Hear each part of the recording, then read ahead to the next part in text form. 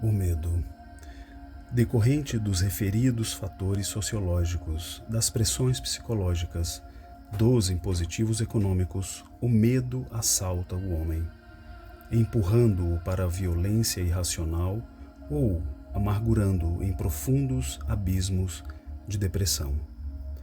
Num contexto social injusto, a insegurança organiza muitos mecanismos de evasão da realidade, de fuga, que dilaceram o comportamento humano, anulando, por fim, as aspirações de beleza, de idealismo, de afetividade da criatura, aprisionando-se cada vez mais nos receios e medos justificáveis do relacionamento instável com as demais pessoas. Surgem, assim, as ilhas individuais e grupais, para onde fogem os indivíduos, na expectativa de equilibrarem-se, sobrevivendo ao tumulto e à agressividade, assumindo, sem darem-se conta, um comportamento alienado, que termina por apresentar-se igualmente doentio, patológico. As precauções para resguardar-se, poupar a família aos dissabores dos delinquentes, mantendo os haveres em lugares quase inexpugáveis, fazem o homem emparedar-se no lar, ou aglomerar-se em clubes com pessoal selecionado, perdendo a identidade em relação a si mesmo, ao seu próximo e consumindo-se em conflitos individualistas, a caminho dos desequilíbrios de grave porte. Os valores da nossa sociedade encontram-se em xeque, porque são transitórios. Existe uma momentânea alteração do conteúdo, com a consequente perda do significado.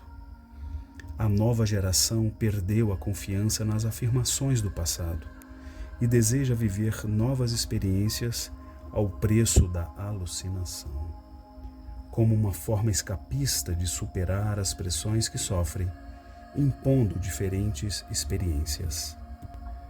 No interior, no íntimo das suas violações e de seus protestos, do vilipêndio aos conceitos anteriores, reina o medo, que atormenta e submete às sombras espessas. A quantidade expressiva de atemorizados trabalha a qualidade do receio de cada um, que cresce assustadoramente, comprimindo a personalidade até que esta se libere em desregramento agressivo, como forma de escapar à constrição. Quem, porém, não consiga seguir a correnteza da nova ordem, fica totalmente afogado no rio volumoso, que perde o respeito por si mesmo, aliena-se e sucumbe.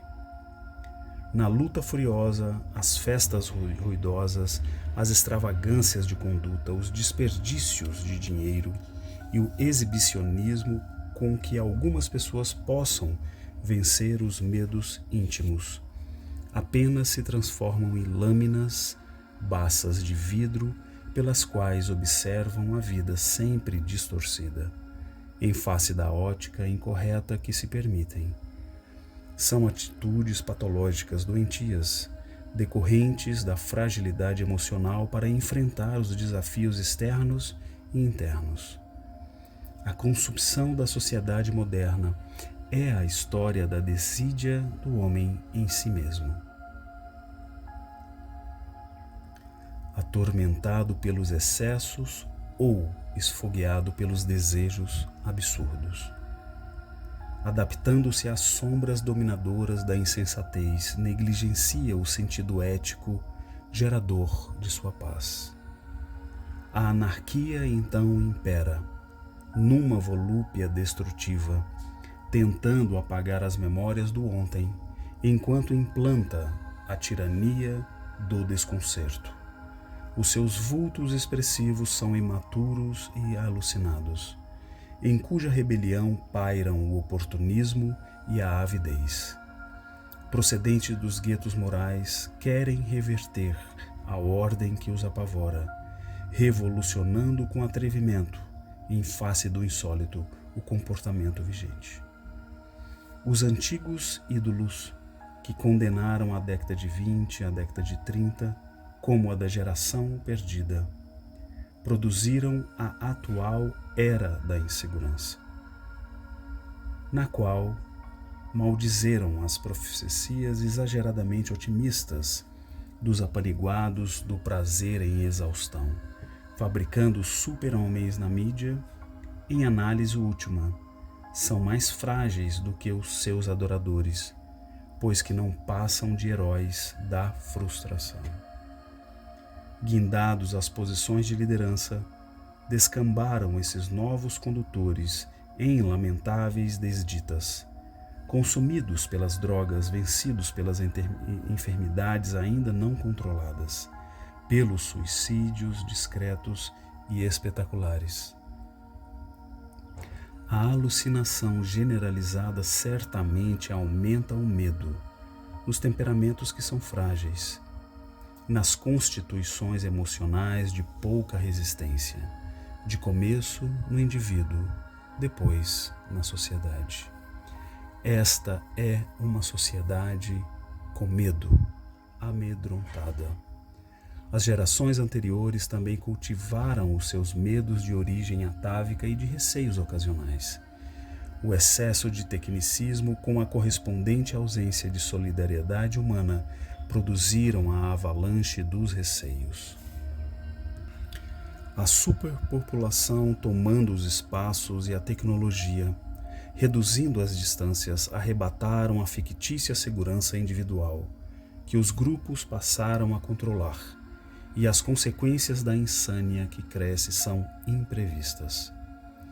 Necessário uma revisão de conceitos, necessário uma mudança de conduta, um reestudo da coragem para a imediata aplicação no organismo social e individual que está necrosado.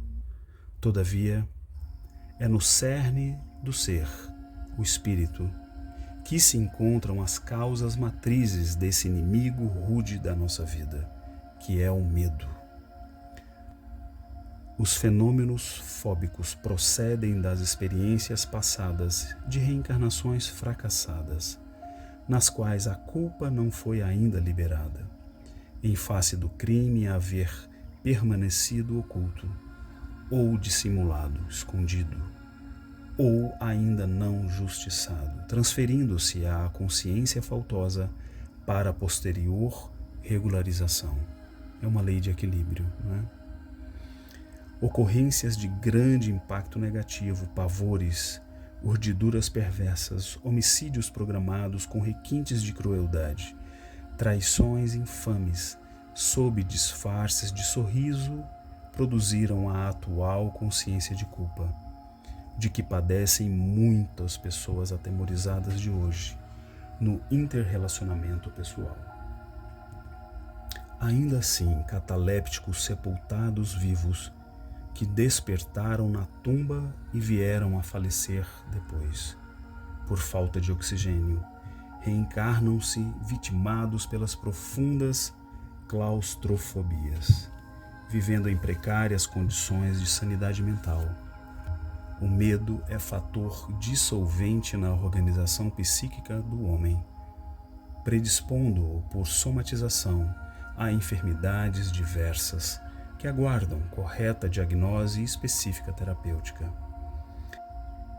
À medida que a consciência se expande e o indivíduo se abriga na fé religiosa, racional, lúcida, na certeza da sua imortalidade, ele se liberta. Ele se agiganta, recupera a sua identidade e humaniza-se definitivamente, vencendo o medo e todos os seus comparsas, seja de ontem, seja de agora.